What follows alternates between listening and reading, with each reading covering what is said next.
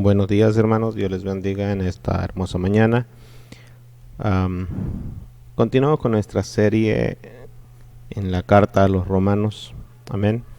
Y en este día vamos a dar inicio. Le pido que me acompañe al libro de Romanos en el capítulo 3, verso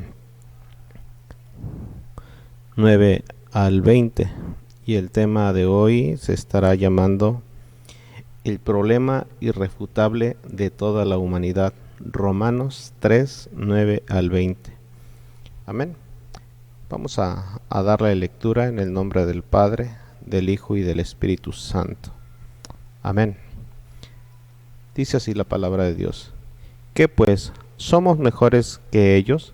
En ninguna manera, pues ya hemos acusado a judíos y a gentiles, que todos están bajo pecado. Como está escrito, no hay justo ni aun uno. No hay quien entienda, no hay quien busque a Dios. Todos se desviaron a una, se hicieron inútiles. No hay quien haga lo bueno, no hay ni siquiera uno. Sepulcro abierto es su garganta, con su lengua engañan. Veneno de áspid hay debajo de sus labios. Su boca está llena de maldición y de amargura. Sus pies se apresuran para derramar sangre. Quebranto y desventura hay en sus caminos, y no conocieron el camino de paz. No hay temor de Dios delante de sus ojos. Pero sabemos que todo lo que la ley dice, lo dice a los que están bajo la ley, para que toda boca se cierre y todo el mundo quede bajo el juicio de Dios. Ya que por las obras de la ley ningún ser humano será justificado delante de él, porque por medio de la ley es el conocimiento del pecado. Oremos al Señor, hermano, y le pedimos que Él guíe nuestro entendimiento, que hable a nuestras vidas de una manera sobrenatural. Padre, te damos gracias por tu amor y tu misericordia, por tu fidelidad. En esta hora, Señor, pedimos que hables a nuestras vidas de una manera especial, Señor, que podamos ser compungidos con tu espíritu, por medio de tu Espíritu Santo, que hables, Señor, de una manera poderosa, Señor, a mi vida, a la vida de mis hermanos que están escuchando esta sintonía, Señor, y que podamos, Padre amado, rendir nuestras vidas a ti para que no seamos, Señor, culpados de con las evidencias que la Biblia arroja, que tu palabra arroja, Señor. Ayúdanos, Espíritu Santo, a ser ministrados a través de tu palabra en el nombre de Jesús. Amén. Amén. Bien, hermano. A manera de introducción, quiero comentarles que la humanidad en general le gusta creer que son básicamente buenos. Y esa creencia es reforzada continuamente por psicólogos, por consejeros y por un gran número de líderes religiosos. La internet está saturada de esos televangelistas que de alguna u otra manera traen como que soban nada más el pecado en la vida de los creyentes, en aquellos que de alguna u otra manera tratan de buscar el camino del Señor o responder al llamado del Señor. El hombre en su interior, hermano, está consciente que hay un problema en su forma de ser. Aunque algunos traten de autojustificar sus actitudes y acciones con una apariencia de caridad y de benevolencia, en lo profundo de su corazón saben que algo anda mal en su interior. Sin importar quién o a qué le traten de echar la culpa, por ese sentimiento que sienten, le es imposible escapar de él. Siempre sentirán culpa si la persona es honesta consigo misma, no solamente por cosas que ha hecho y sabe que están mal, sino también por la clase de persona que es en su interior. Es decir, puede aparentar ser buena persona, pero él sabe perfectamente que dentro de él no hay excusa para su comportamiento. El antiguo filósofo romano Séneca escribió que toda persona culpable es su propio verdugo, sin importar con cuánta frecuencia un hombre se diga a sí mismo que es bueno de manera inevitable, siempre se da cuenta de que no puede evitar el pensar y decir y hacer cosas malas y en consecuencia sentirse culpable por todo ello. La culpa lleva a las personas a la inmoralidad sexual, al alcohol, las drogas, la depresión, la desesperación, la demencia y con frecuencia cada vez mayor al suicidio. Después de jugar los juegos psicológicos en los que se culpa al ambiente y a otras personas o a la sociedad en general, el hombre sigue siendo incapaz de escapar de los sentimientos de culpa. Hoy en día se le echa mucha la responsabilidad de nuestra tranquilidad y nuestra seguridad social y física y aún también la financiera al gobierno, cuando sabemos que nosotros mismos somos responsables de ello. De hecho, las sociedades que cuentan con sofisticados servicios psicológicos, como Estados Unidos, Alemania, Francia, parecen estar más obsesionados con la culpa que por los demás problemas. Las personas quieren librarse de su sentimiento de culpa, pero no saben cómo hacerlo. Y entre más se exploran sus diferentes soluciones, más culpables se sienten. El sentimiento de culpa es tan solo el síntoma del verdadero problema. ¿Y sabe cuál es, hermano? El pecado. Ni toda la consejería del mundo puede aliviar a una sola persona que se encuentra bajo el peso de su propia culpa. Lo más que pueden hacer es hacerla sentir mejor, en un sentido superficial y temporal, y lo hacen echándole la culpa a otra persona, a las circunstancias. Por supuesto, lo único que se logra con eso es intensificar la culpa, porque está añadiendo deshonestidad al pecado que causó el sentimiento de culpa desde el principio. La culpa del hombre tiene una sola causa, hermano, su propio pecado. Y a menos que ese pecado sea removido de su vida, no habrá psicología o consejería capaz de ayudar a la persona. Esa es la mejor razón por la que el primer elemento del Evangelio es la confrontación de los hombres con la realidad de su pecado. La consejería lo único que ofrece es ayudar a vivir con un sentimiento de culpa, cauterizando la mente espiritual con el fin de hacer sentir bien a la persona y ella pueda justificar su depravación. La palabra evangelio, hermanos, significa buenas noticias o buenas nuevas. Pero la buena noticia que ofrece el camino de la salvación para librarnos de la condenación eterna por causa del pecado, y hasta que una persona esté convencida de su pecado, el evangelio no tiene nada que ofrecer. El evangelio empieza, por lo tanto, con la declaración de que todos los hombres son fundamentalmente pecadores y que la necesidad más grande que existe en sus vidas consiste en que ese pecado sea quitado de todo inmediatamente para depositar la confianza en el Señor Jesucristo. Como Pablo ya ha declarado enérgicamente en los primeros 2 capítulos que hemos estado estudiando durante estas últimas semanas en la carta a los Romanos, tanto el gentil pagano como el judío religioso son pecadores y están condenados ante la mirada de un Dios santo. El problema es que la naturaleza humana opone una fuerte resistencia a esa verdad.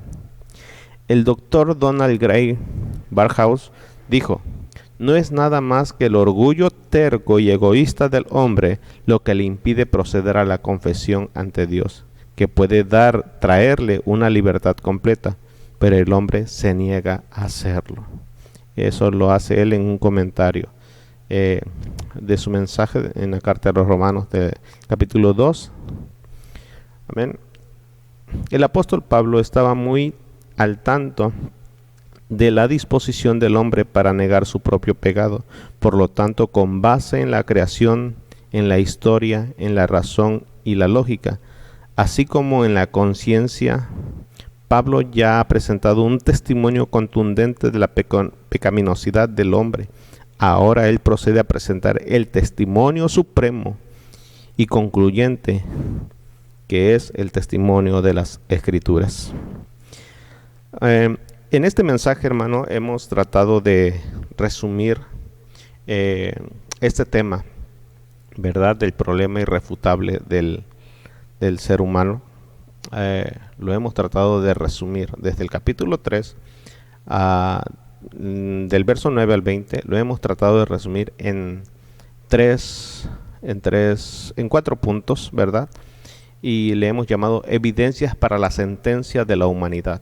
Y sería el primero, basado en el verso 9, como la denuncia, la acusación formal, el verso 10 al 17, el motivo, verso 18, y el veredicto, verso 19 y 20.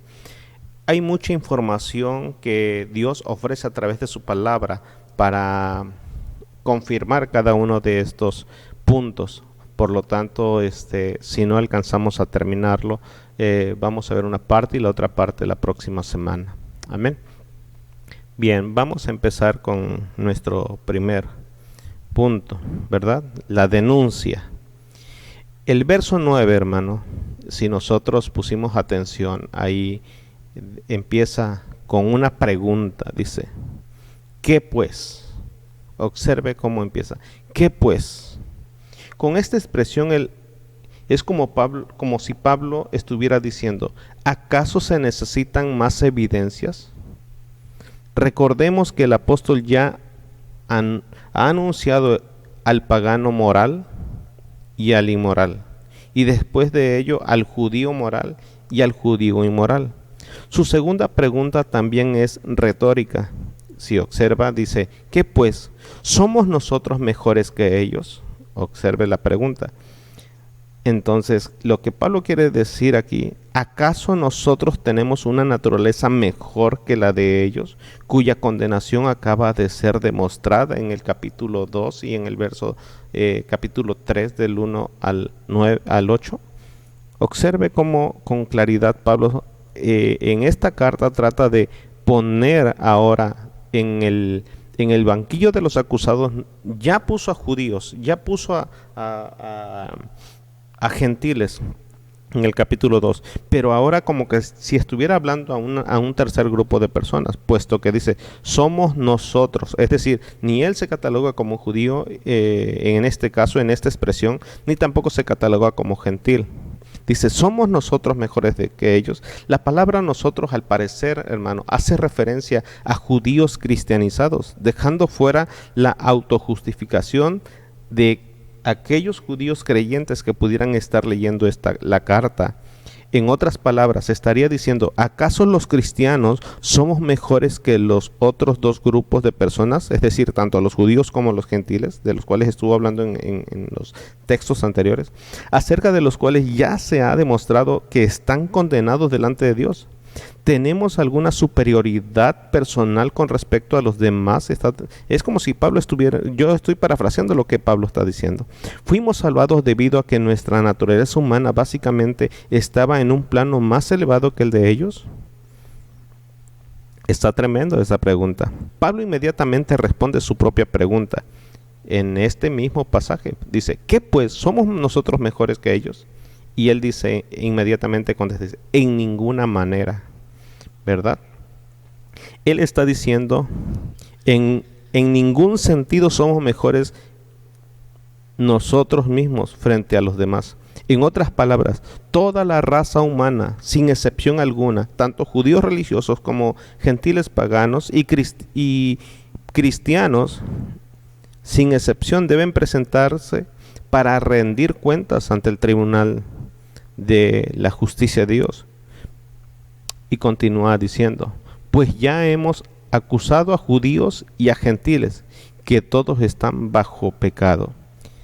Esta palabra, hermano, de ya hemos acusado, en base a está diciendo que cuando dice acusado no es porque él esté aplicando su determinación, su razonamiento, no está aplicando su criterio para cuestionar, sino el criterio de las Escrituras. Por eso hemos acusado, y siempre que Pablo hizo referencia a la culpabilidad de los judíos, como bien hemos estado examinando, realmente Pablo estaba citando las Escrituras para comprobar de que efectivamente ellos estaban mal, ¿verdad?, a sentirse autosuficientes por el hecho de ser judíos. Era una expresión que utilizaba con frecuencia como un término legal para designar a una persona a quien se le había imputado una determinada ofensa, judíos y gentiles, por igual. Todos están bajo pecado, ¿verdad? Termina diciendo él ahí, todos están bajo pecado. Es decir, judíos como gentiles y cristianos que se sintieran con una autosuficiencia, con una apariencia de cristianos, todos están bajo pecado. Mire lo que dice en Gálatas capítulo 3, verso 5.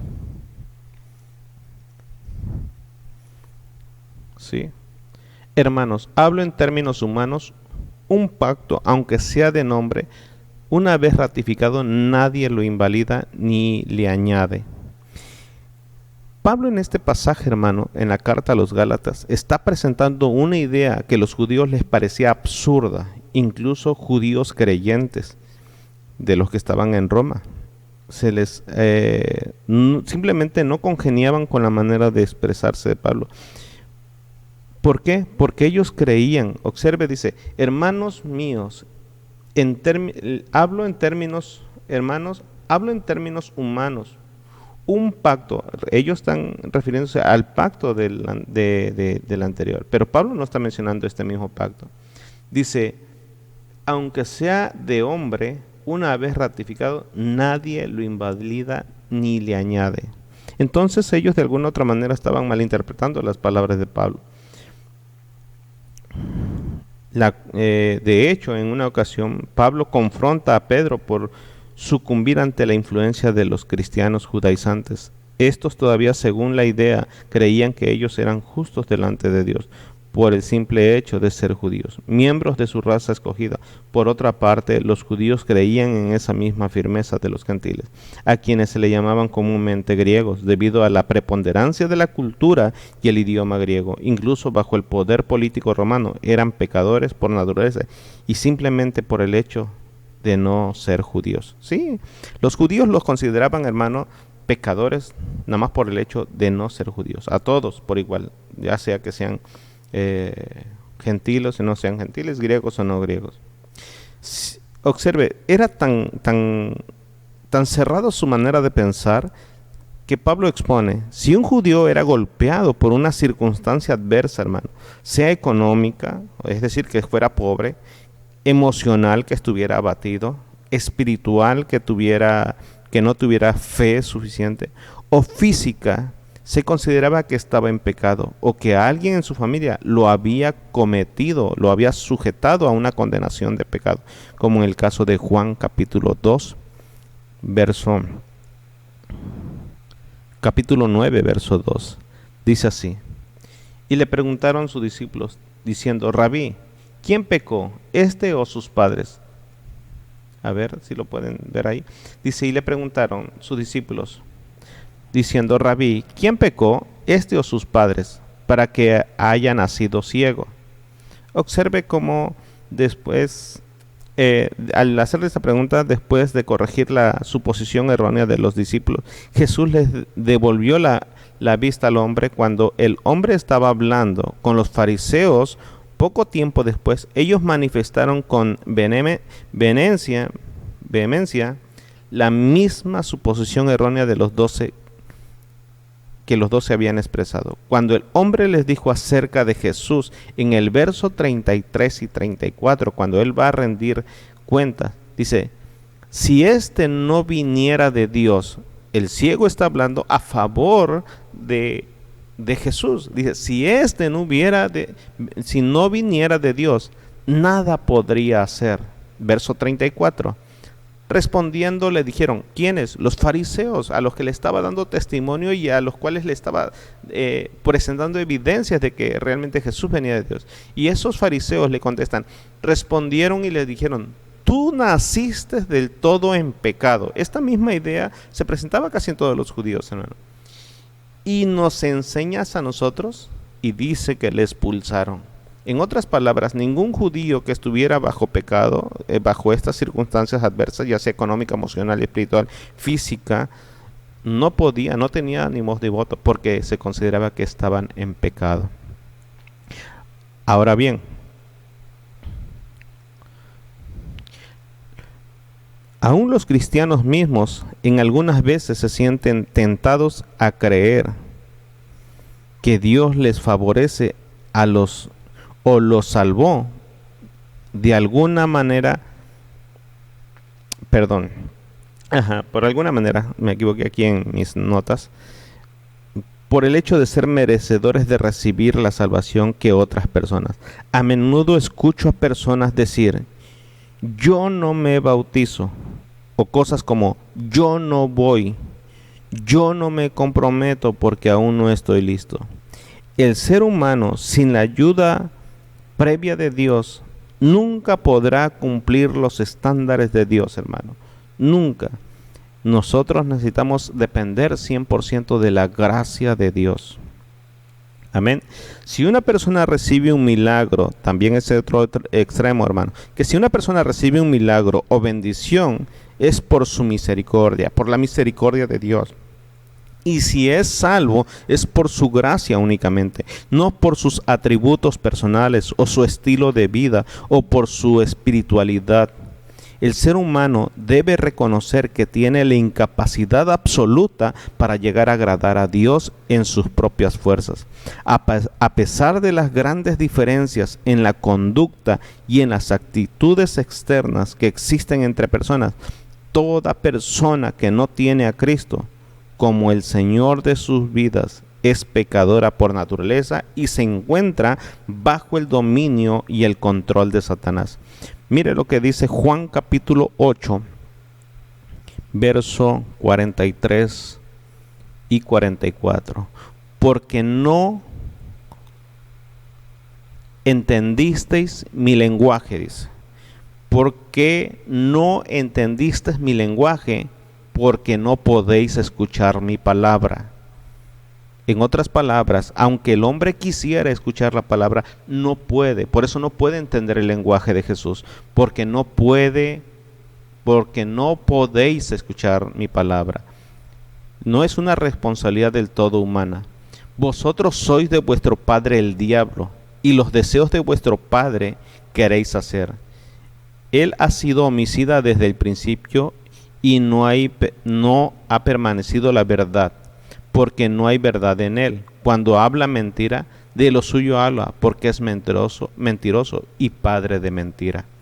Observe cuán rigurosidad es con la que habla Jesús aquí. Primera de Juan capítulo 5 verso 19. Sabemos que somos de Dios y el mundo entero está bajo el maligno. Esa es la razón, hermano, por la cual no pueden dejar algunos sus hábitos y actitudes. Primera, porque no pueden escuchar su palabra. Segunda, porque son hijos del maligno, están bajo la acechanza del maligno. No han recibido de manera consciente al Espíritu Santo ni han entendido el Evangelio. Pablo presenta una acusación formal con un total de 13 cargos en contra de la humanidad caída. Para reforzar esta acusación, hermano, ¿verdad? Voy a empezar el segundo punto, la segunda evidencia, la acusación formal. Amén. Este está basado en el versos 10 al 17. Aquí es donde vamos a consumir un poco más de tiempo. Y en este pasaje, repito, que Pablo está presentando 13 cargos para una acusación formal hacia las personas pecadoras como tal. No que son redimidas y pecan, no, porque las personas que no están redimidas. Amén. Para reforzar esta acusación, reitera el hecho de que toda persona, ¿verdad?, está, a ver, voy a leer ese pasaje, como está escrito. Observe cómo empieza esta afirmación. Dice, como está escrito. Entonces Pablo presenta esta evidencia tomada de las Escrituras, hermano. Todas estas evidencias que Pablo presenta son tomadas de las Escrituras y en su mayoría son del libro de los Salmos. Amén. Entonces dice, como está escrito, no hay justo ni aun uno. Entonces, estos 13 cargos que Pablo presenta, hermano, aquí, están encerrados en 3 categorías, ¿sí? 3 categorías. La primera categoría, que encierra los primeros 6, trata el aspecto del carácter de los acusados. La segunda categoría incluye o tiene que ver con la conversación de los acusados. Y la tercera categoría se relaciona con la conducta de los acusados. Amén. Entonces vamos a ir examinando cada uno de estos puntos. Y vamos a ver Romanos capítulo 3, verso 10 al 17, que es lo que nos compete para estas 3 categorías. Y empieza, como está escrito, no hay justo ni aun uno. Así que vamos a empezar con nuestro primero. Y estamos viendo la acusación formal, que es nuestro segundo punto, y los 13 cargos de los acusados. Y vamos a empezar con la primera clasificación, el carácter de los acusados. Amén.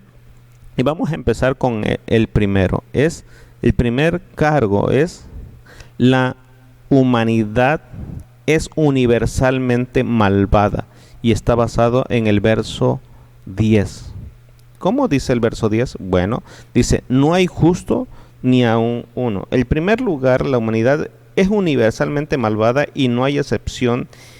Esto en absoluto. Citando los salmos, Pablo aclara, no hay justo ni aun uno. El texto completo del Salmo 14, hermano, en el verso 1, dice lo siguiente. Dice el necio en su corazón, no hay Dios. Se han corrompido, hacen obras abominables, no hay quien haga el bien. Ese es el texto completo. La justicia es uno de los temas centrales de la carta a los romanos y aparece de una u otra forma en más de 30 ocasiones. Otros términos que parten de la misma raíz griega se traduce normalmente con expresiones como justificados, justificación y otras por el estilo, en las cuales el total se emplean más de 70 veces en esta carta. Por lo tanto, no sorprende que el primer cargo declarado por Pablo en su acusación a aquellos que no quieren tomar en cuenta a Dios tiene que ver con la injusticia en la humanidad. Pablo está usando el término justos en el sentido más básico de ser justos delante de Dios, de ser tal y como Dios creó al hombre. Es obvio que la gente está en capacidad de hacer muchas cosas que son correctas moralmente. Algunas personas podrán hacer algo bueno o honroso de manera ocasional, pero el apóstol no está hablando de actos específicos o siquiera de patrones generales de conducta, sino del carácter interno del hombre. El punto que quiere establecer es que no hay una sola persona que haya vivido sobre el planeta, aparte del Señor Jesucristo, cuyo carácter interno se pueda caracterizar como justo conforme al criterio de justicia de Dios. Aleluya. De los hombres. Para evitar que alguna persona creyera que podía ser excepciones a la regla, Pablo añade en la frase terminante, ni un uno. Observe cómo lo expresa Pablo referente a Jesús en 2 de Corintios, capítulo 5, verso 21. El que no conoció pecado, por nosotros lo hizo pecado, para que nosotros fuésemos hechos justicia de Dios en él. No en nosotros, en él. Amén. Gloria al Señor. Entonces Pablo continúa ahí en ese pasaje de Romanos, ¿verdad? Dice, no hay justo ni aun uno.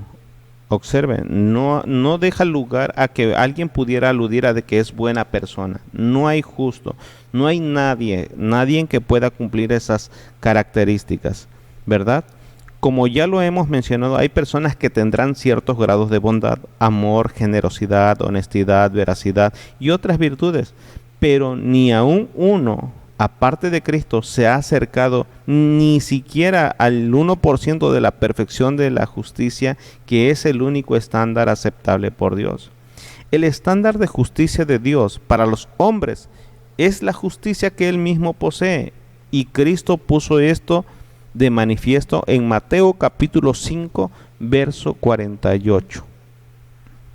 Observe cómo dice: sed pues vosotros perfectos, como vuestro Padre que está en los cielos es perfecto.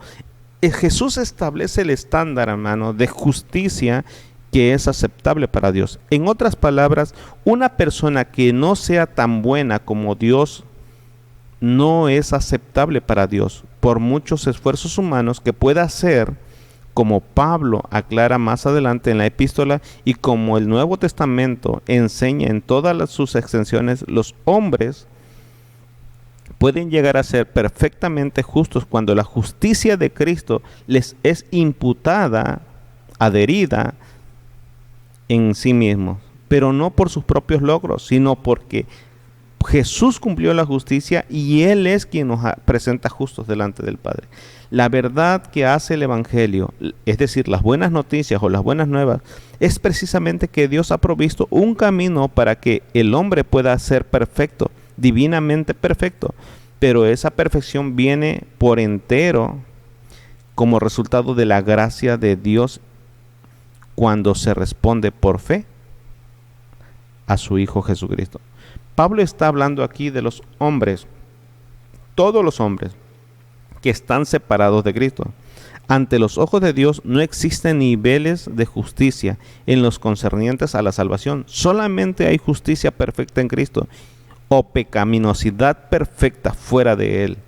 Como se mencionó anteriormente, desde el punto de vista humano, existen muchas diferencias morales e espirituales entre las personas que comparándolas entre ellos mismos, se podría ver que unos son mejores que otros, pero el hombre que piense que es justo por sus actitudes personales y con ella querer alcanzar los parámetros de justicia de Dios es imposible. Le pondré un ejemplo, hermano. Le pondré un ejemplo sencillo. Una persona que esté tratando de saltar, le voy a poner un ejemplo, que esté tratando de saltar un río de aproximadamente unos 15 metros de ancho. Y puede haber personas que agarren y salten y se encarreren y agarren vuelo y brinquen, y puede llegar a la mejor, si es un atleta profesional, ¿verdad? Pudiera llegar a saltar unos 5, 6, 7 metros, probablemente, no lo sabemos, ¿verdad? Solamente las personas que hacen ejercicio pudieran determinar con exactitud cuánto alcanzarían a brincar. Pero a medida que se esfuerzan otras personas y tratan, vamos a suponer que el río pudiera ser el pecado.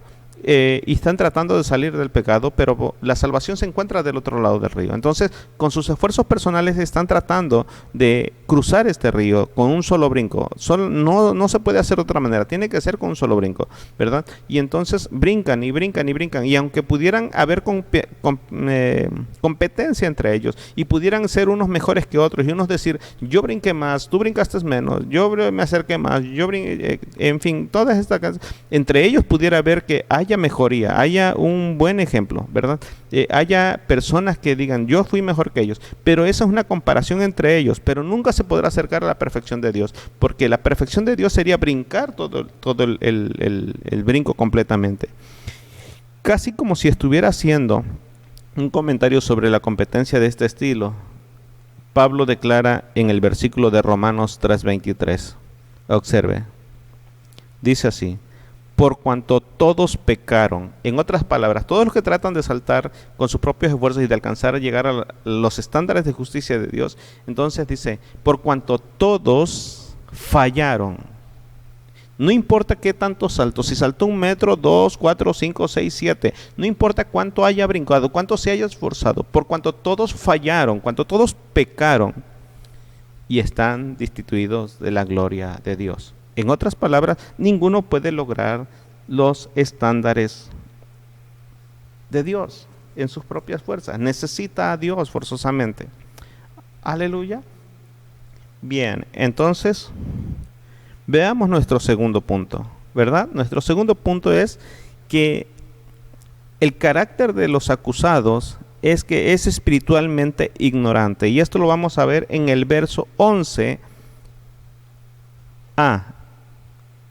¿Y cuál es la A? Bueno, tiene varias separaciones naturales este versículo, ¿verdad? Vamos a ver Romanos capítulo 3, verso 11. No hay quien entienda, no hay quien busque a Dios. En la parte A dice, no hay quien entienda. Esta es la parte que trata de hacernos el segundo. Este segundo punto, hermano, el hombre no solamente es universalmente malo, sino que además es espiritualmente ignorante. Por eso es que dice, no hay quien entienda. Esto, cuando habla de la palabra entiende, es porque es ignorante, no tiene conocimiento, ¿verdad? Y Pablo otra vez cita los salmos, y ahora lo hace en el Salmo 14, una vez más, ¿verdad? Vamos a ver al Salmo 14 en el verso 2. Dice, Jehová miró desde los cielos sobre los hijos de los hombres, para ver si había algún entendido que buscara a Dios. Pensemos que los hombres pudieran tener de algún modo la posibilidad de alcanzar la justicia perfecta de Dios. Vamos a suponerlo. Aún así, aunque lo lograran, no sabrían de qué se trata o qué hacer con ella. Después de alcanzarla, usando de nuevo el ejemplo del salto largo de costa a costa, de la orilla a orilla del río, ¿verdad? En este caso las personas no sabrían en qué dirección tendrían que saltar para poderlo lograr. Es como queriendo saltar ese río, pero con los ojos vendados. Eso sería la ignorancia espiritual. No sabrían hacia qué dirección saltar, ¿verdad? El hombre no tiene la capacidad para comprender plenamente la verdad de Dios en su estándar de justicia. En la espléndida creación de Dios, el hombre puede encontrar pruebas suficientes de su eterno poder, deidad, de modo que todas las personas no tienen excusa, como lo mencionábamos hace unos días, ¿verdad? En Romanos capítulo, hace algunas semanas, ¿verdad? En Romanos capítulo 1, verso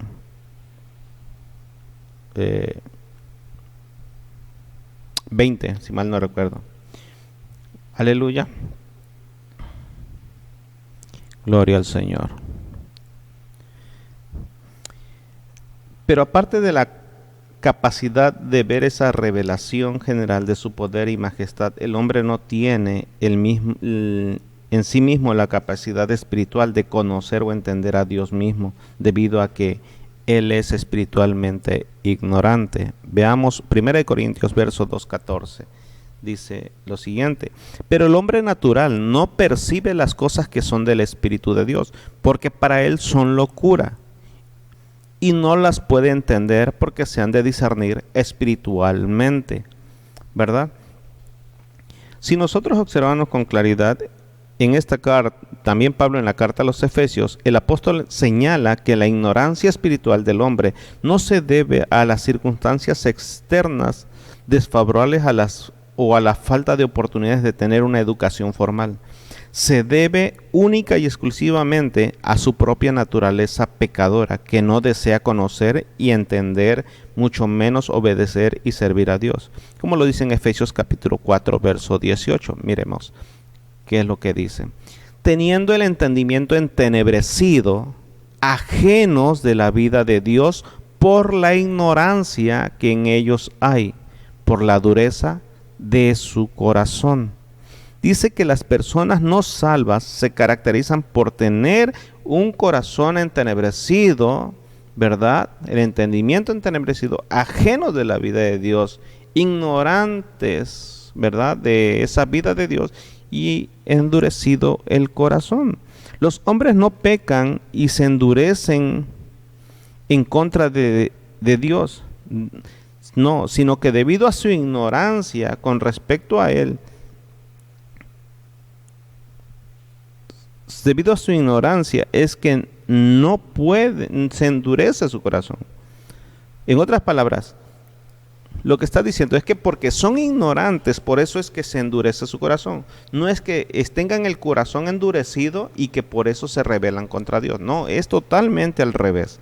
Los hombres no pecan y se endurecen contra Dios debido a su ignorancia con respecto a Él, sino por el contrario, son ignorantes acerca de Él debido a la disposición pecaminosa y endurecida que hay en sus corazones. Las personas reciben cierto sentido de realidad de Dios a través del testimonio de la creación, como se ha dicho, y también a través del testimonio de sus conciencias, como lo hemos mencionado en Romanos 2:15, ¿verdad? Si recordamos esa parte que estuvimos leyendo hace como 2 o 3 semanas, mostrando la obra de la ley escrita en sus corazones, dando testimonio sus conciencias y acusándoles o defendiéndoles defendiéndoles sus razonamientos. Es lo que hablamos, ¿no?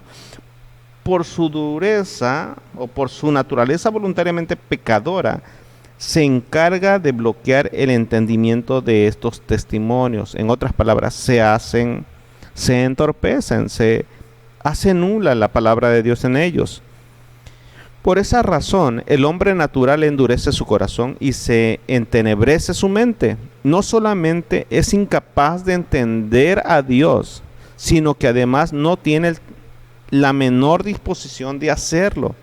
Mire, leía en un libro del Dr. John MacArthur, en uno de sus comentarios, que el 13 de abril de 1971, el diario de Toronto, el diario de Toronto Star, ¿verdad? Cuenta que llegó una pata o un pato canadiense a quien le dieron el nombre de Ringo, ¿verdad? Este pato llegó ahí al parque, al lago de California, ¿verdad? Del sur de California, y hizo su hogar ahí, hizo su hogar en el parque. Pues lógicamente es un parque y las personas dejan latas por ahí y eso y el otro. Y el pato en su necesidad, en su hambre, pues como ya era, pareciera que ya había hecho su hogar ahí, quién sabe cómo con el pico atravesó la lata de refresco, ¿verdad? Y el pato pues se estaba lastimando. Después de algunos días, pues trataba de sacar su pico y no podía, se lastimaba cada vez más. Y le era imposible comer y en poco tiempo, si no se hacía algo, moriría de hambre. Cuando algunos visitantes del parque notaron su problema, su dilema de esta pata, se convirtió casi en una celebridad. El personal del parque y los expertos de animales trataron en diversas formas de atrapar a la pata llamada Ringo para poderles ayudar. Incluso se llamó a un campeón en el llamado de patos.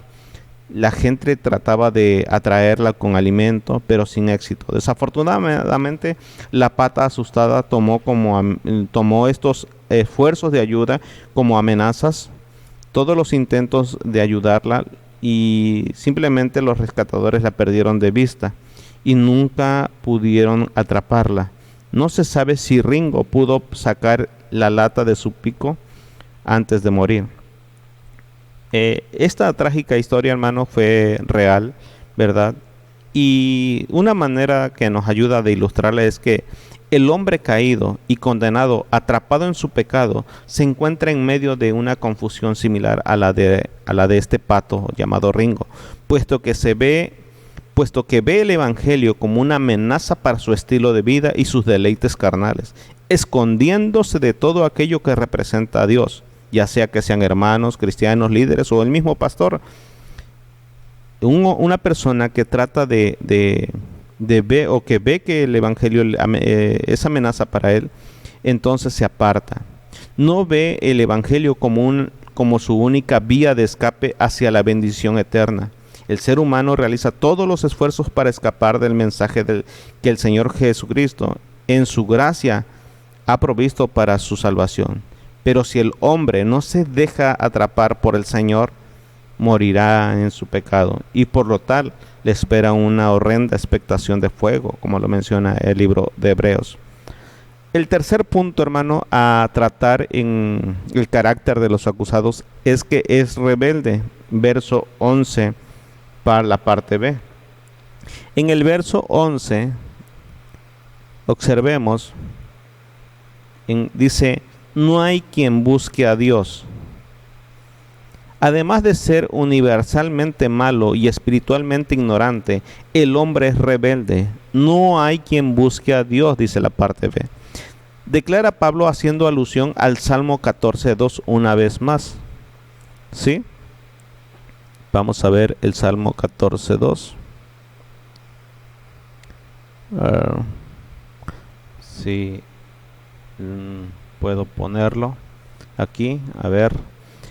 Jehová miró desde el cielo sobre los hijos de los hombres para ver si había algún entendido que buscara a Dios. El hombre es rebelde, hermano. No hay quien busque a Dios, ¿verdad? Al juzgar por el vasto número de religiones que hay en el mundo, con millones de celosos adeptos, uno pensaría que un gran número de personas está buscando a Dios con diligencia en sus vidas. Pero la Escritura, hermano, enseña claramente en este y en muchos otros pasajes que todos los sistemas y esfuerzos religiosos son en realidad intentos de escapar del Dios verdadero y descubrir o fabricar dioses falsos conforme a sus gustos e ideas personales. Dios ha dado la seguridad absoluta de que cualquier persona que le busque de corazón le hallará, como lo dice el libro de Jeremías capítulo 29 en el verso 13. Dice, y me buscaréis y me hallaréis, porque me buscaréis de todo vuestro corazón. Ese es el requisito, hermano. Ahora, Jesús más adelante ofrece 3 gratificaciones con referente a buscarlo con todo su corazón.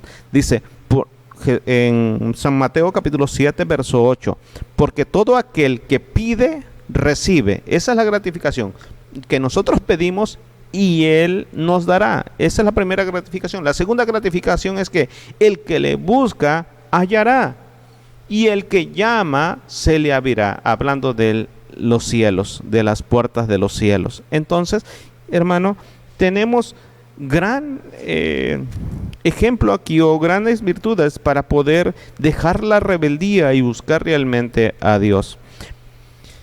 El Señor sabe que la inclinación del hombre es hacia el pecado y no hacia Él, y por lo tanto Él mismo busca individuos a fin de traerlos hacia Él. Durante el Concilio de Jerusalén, en los primeros días de la iglesia, Santiago le recordó a los apóstoles y ancianos allí reunidos acerca de las promesas antiguas de Dios, en las que él dijo en Hechos capítulo 15, versos 16 y 17: después de esto volveré y reedificaré el tabernáculo de David que está caído, y repararé sus ruinas y lo volveré a levantar, para que el resto de los hombres busque al Señor. Observe, para que el resto de los hombres busque al Señor y todos los gentiles sobre los cuales es invocado mi nombre. Pedro ofrece certidumbre en los términos más claros, en el sentido de que el Señor no desea que nadie se pierda. Si recuerda esa parte de segunda de Pedro capítulo 3, verso 9. El Señor no tarda sus promesas, según algunos tienen por tardanza, sino que Él es paciente para con nosotros, no queriendo que ninguno perezca, ¿verdad? Él no quiere que nadie perezca, sino que todos procedan al arrepentimiento. Aleluya. No obstante, las religiones fabricadas por el hombre son esfuerzos inspirados por los demonios para escapar de Dios, no para hallarle. Toda persona que viene a Jesucristo para obtener salvación ha sido enviada por Él mismo a partir de la iniciativa divina de Dios Padre. Observe, este es un punto, hermano, muy importante y crucial para nuestras convicciones. Tenemos que tener en cuenta que cuando una persona tiene la osadía de rechazar a Dios, por llamarlo de alguna manera, no está rechazando la palabra o al evangelista o al hermano que le lleva la palabra, sino a Dios mismo está rechazando. Todo lo que el Padre me da, vendrá a mí, y al que a mí viene, no le echo fuera. Eso es lo que dice la Escritura. En el verso 44, ninguno puede venir a mí si el Padre que me envió no le trajere, y lo resucitaré en el día postrero. En otras palabras, hermano, nadie puede venir a Dios si antes el Padre no ha actuado en él o el Espíritu Santo está actuando en él. Dios mismo debe estar actuando en él. No puede venir a Cristo.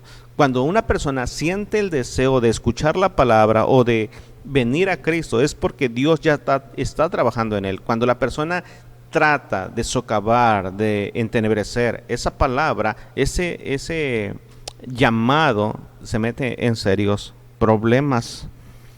No obstante, las religiones fabricadas, todo por ende, la única persona que busca a Dios es la persona que ha respondido positivamente a la iniciativa que Dios tomó para buscarle primero.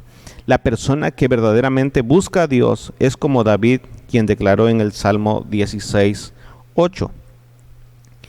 A Jehová he puesto siempre delante de mí, porque está a mi diestra, no seré conmovido. Esa persona busca primero el reino de Dios y su justicia, como lo menciona Mateo 6:33. Observemos.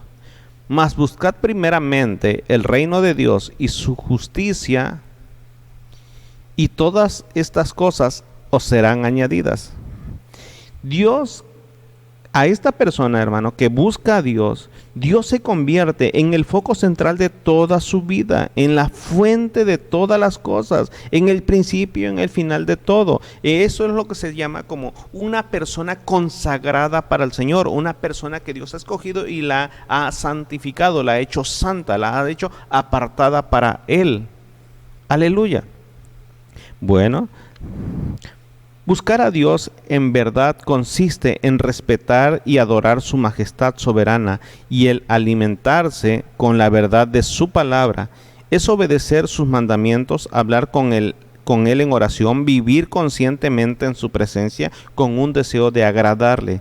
Nadie puede hacer esas cosas en un plano natural o humano, sino únicamente por el Espíritu de Dios que obra en él a través de él. Cuando una persona antepone sus beneficios emocionales, físicos o financieros, es evidente que no le ha rendido esa parte a Cristo, porque tiene la inclinación natural de todo hombre, de acuerdo a lo que dice Filipenses capítulo 2, verso 21, porque todos buscan lo suyo propio, no lo que es de Cristo Jesús, dice el apóstol Pablo.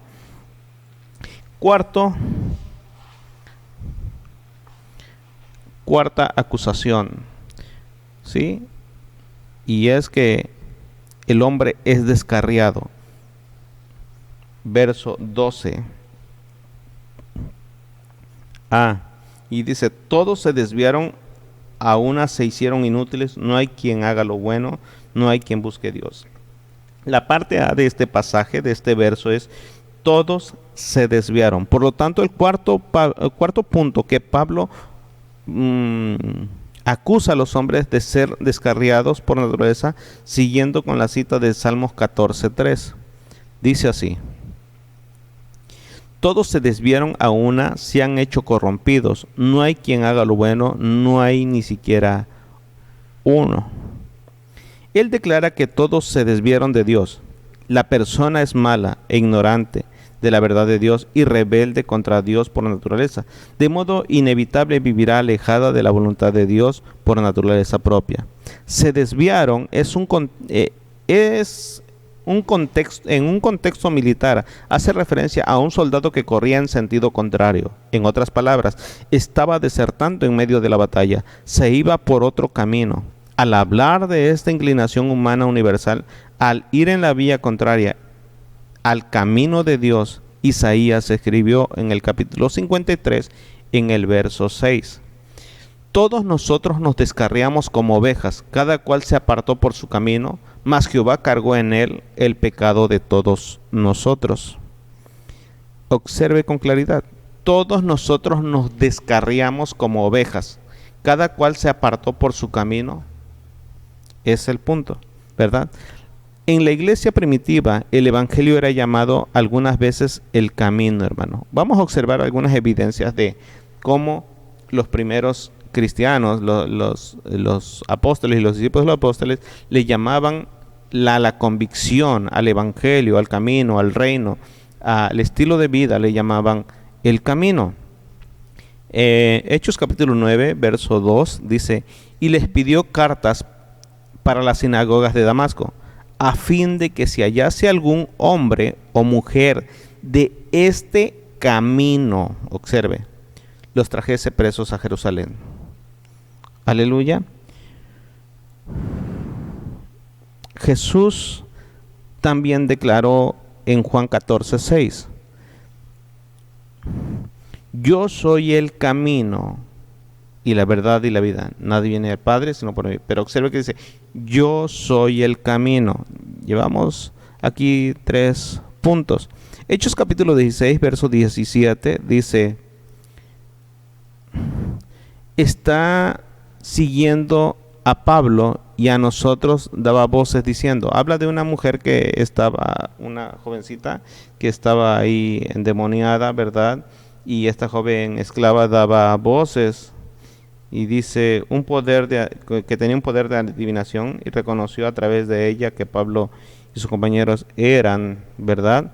Dice: están siguiendo a nosotros, y daba voces diciendo: estos hombres son siervos del Dios Altísimo, que anuncian el camino de la salvación. Observa, hermano. Lucas se refirió a algunos opositores judíos del ministerio de Pablo en Efeso como hombres que estuvieron maldiciendo el camino delante de la multitud. Hechos 19:9. Pero endureciendo algunos y no creyendo, maldiciendo el camino. Observe. Si nosotros observamos con claridad, hermano, y leemos este pasaje dentro de su contexto, podemos observar que no se refiere a un camino real, a una vereda, a donde transeúnta gente, no, se refiere a el camino. Dice: maldiciendo el camino, en otras palabras, maldiciendo el evangelio, maldiciendo el reino, maldiciendo las convicciones, ¿verdad? Se apartó Pablo de ellos, separó a los discípulos, discutiendo cada día en la escuela de uno llamado Tirano. Aleluya. Bien, Hechos capítulo 24, verso 14, dice lo siguiente: por esto te confieso que según el camino que ellos llaman herejía, así sirvió a Dios de mis padres, creyendo todas las cosas que en la ley y en los profetas está escrito. Esto lo menciona Pablo en una ocasión que él estaba ante el gobernador Félix, ¿verdad?, defendiendo su causa. El escritor de Hebreos habló acerca de la obra expiatoria de Cristo en Hebreos capítulo 10, verso 20.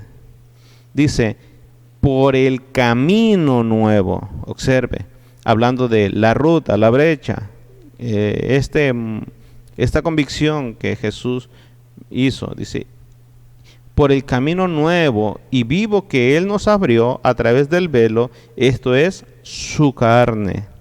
Aleluya. Segunda de Pedro capítulo 2, en el verso 15, también lo menciona de esta manera.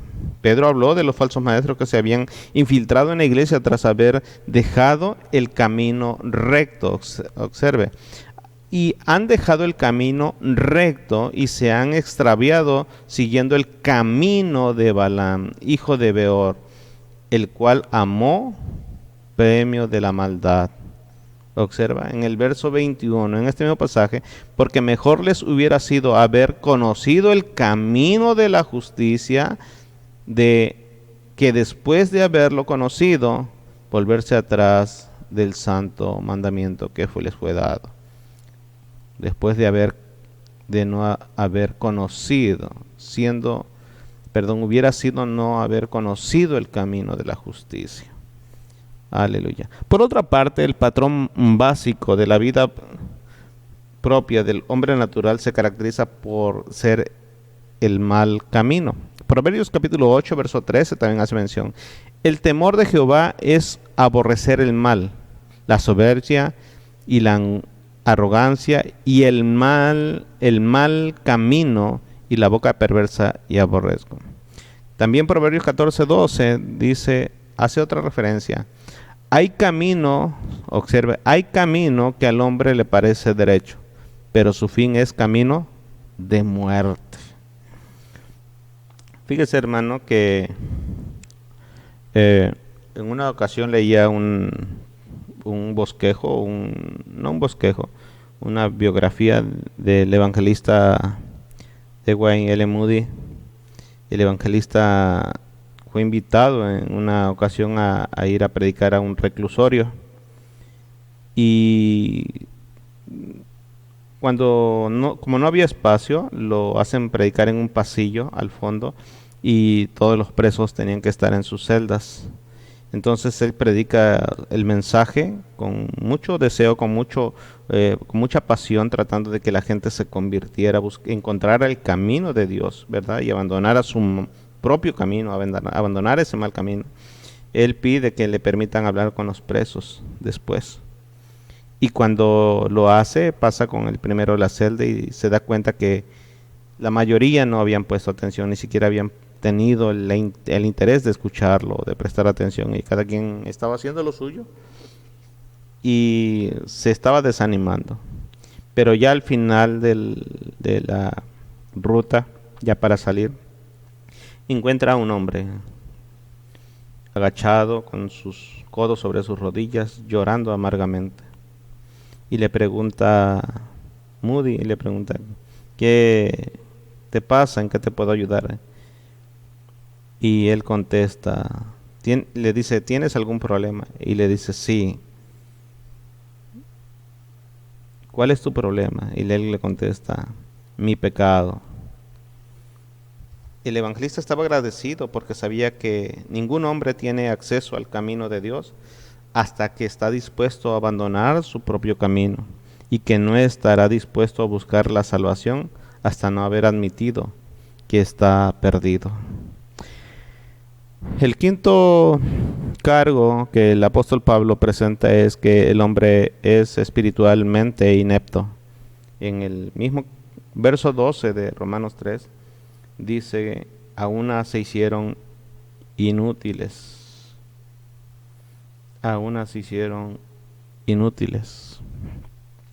¿Verdad?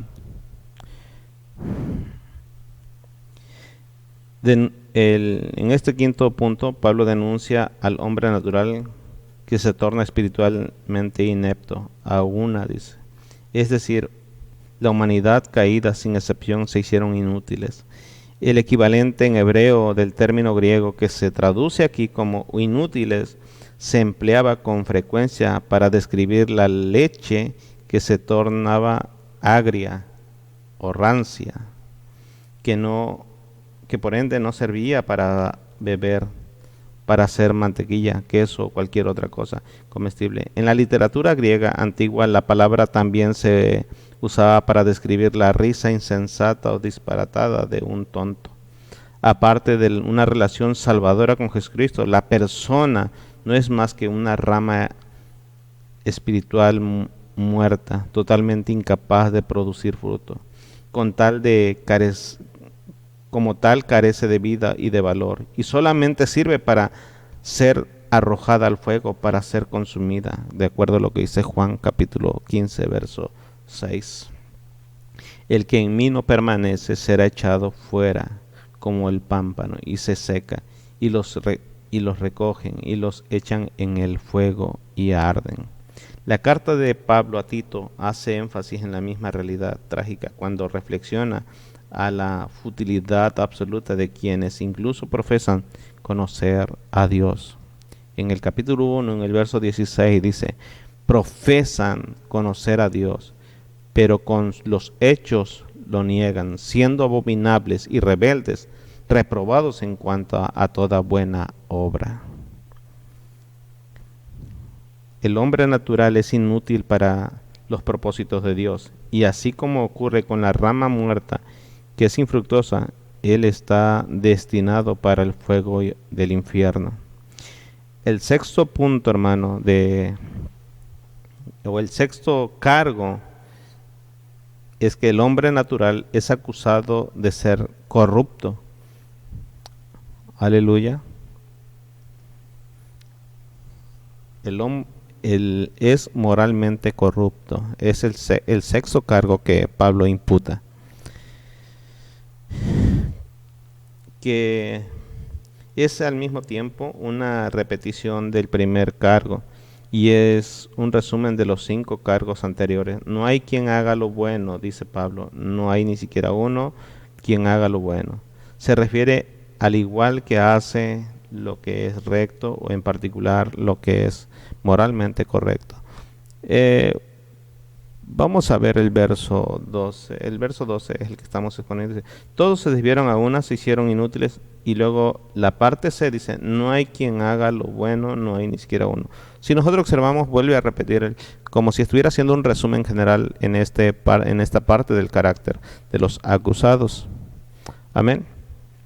Si se mide con el estándar perfecto de justicia de Dios, el hombre natural no tiene la capacidad, hermano, de hacer lo recto o lo bueno, como mencionamos al mirar relativamente en comparación a otros seres humanos. Es obvio que algunas personas se comportan mejor que otras, incluso a veces mejor que muchos de los que se hacen llamar cristianos. Pero ningún ser humano tiene dentro de sí el deseo ni la capacidad para obrar lo que es verdaderamente bueno, conforme a la santidad y la perfección que glorifica a Dios. Se cuenta la historia de un hombre en Escocia que estaba caminando por un parque en una tarde de sábado, llevando un pequeño Nuevo Testamento en su maletín de cuero. Pensando que el maletín contenía una cámara, un grupo de jóvenes le pidió que le tomara una fotografía. En respuesta, él les dijo, varón, ya la tengo aquí dentro, refiriéndose a la fotografía. Cuando los pasmados jóvenes le preguntaron dónde y cuándo la había tomado, él sacó el Nuevo Testamento y les leyó Romanos 3, de 9 al 23, que es el pasaje que estamos exponiendo. Tras decirles esa es la fotografía de ustedes. Él aprovechó la oportunidad para testificarles de Cristo. En sí, como Dios nos ha tomado la misma fotografía a toda la humanidad, porque es a través de su lente de santidad que Él nos ve como seres imperfectos. Aleluya. La conversación de los acusados. Pablo prosigue citando los salmos. Sepulcros abiertos es su garganta, con su lengua engañan, veneno de aspis ahí debajo de sus labios, su boca está llena de maldición, de amargura. Romanos capítulo 13, verso 2. Vamos a ver el segundo grupo de los cargos imputados, ¿verdad? Y es las conversaciones de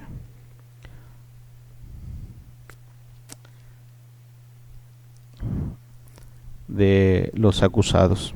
¿Sabe qué, hermano?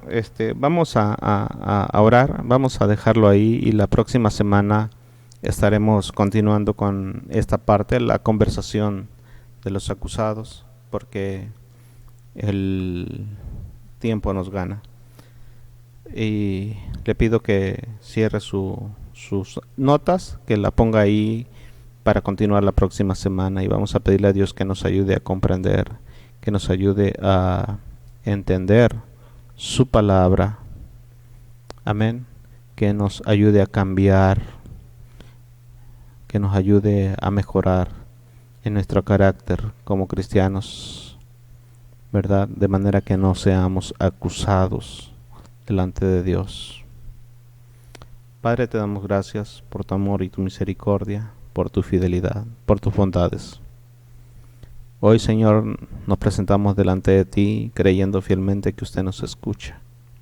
Señor, no queremos ser como Ringo, como el pato, Señor, que luchaba, pero por salir, pero con esfuerzos personales. Queremos, Señor, que nos atrapes con tu palabra, con tu evangelio, que nos ayudes a mejorar, a tener, Señor, la disponibilidad de escuchar tu palabra, de cambiar, Padre amado, de ser ejemplos tuyos, dignos representantes de tu reino, embajadores de tu palabra, Señor. En el nombre de Jesús. Amén. Amén.